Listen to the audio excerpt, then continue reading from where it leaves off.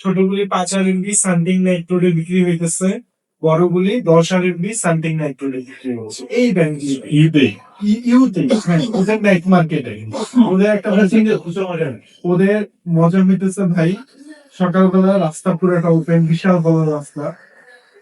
রাত্রের বেলা মানে সন্ধ্যা থেকে ওই রাস্তা পুরোটা হয়ে যাবে নাইট স্ট্রিট মার্কেট, কোনো গাড়ি ঘোড়া চলবে না। সানডে সানডে নাইট মার্কেট, পুরা রাস্তা হচ্ছে আপনার ইয়ে হয়ে যাবে, নাইট মার্কেট হয়ে যাবে।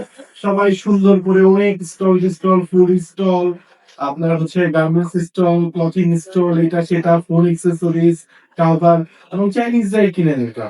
তো ওইখানকার 0.60, 0.80 আবার 1 RMB আছে যেগুলো বড় মজবুত সুন্দর।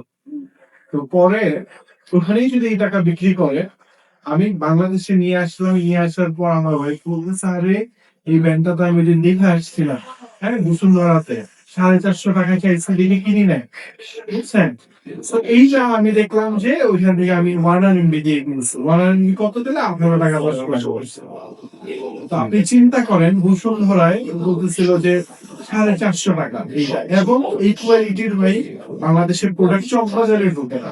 এগুলো হইতেছে যে আপনার যে বসুন্ধরা, যমুনা, একটু ভালো পশ, এরা ওই ব্যাংক মানে এত সুন্দর ফিনিশিং এবং হচ্ছে মানে ইয়েটা আলাদা ভাই, মানে কি বলে ভাই, অনেক ওই দর্প পাটটা হচ্ছে এটা আছে, সেটা বড় কি ভাই, খুবই ইউনিক, অনেক চমৎকার সুন্দর। এগুলো আপনি দেখেন নাই আপনি, এই জন্য ইউনিক।